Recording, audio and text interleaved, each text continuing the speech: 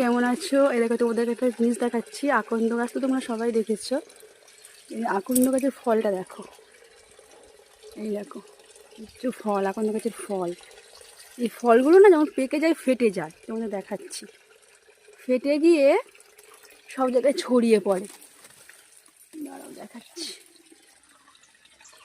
এই দেখো, এই যে এই ফলটা ফেটে গেছে, ফেটে গিয়ে এই যে এইগুলো, এই দানা, কত দানা দেখো, এই দেখো, এই যে এই দানাগুলো উড়ে উড়ে এই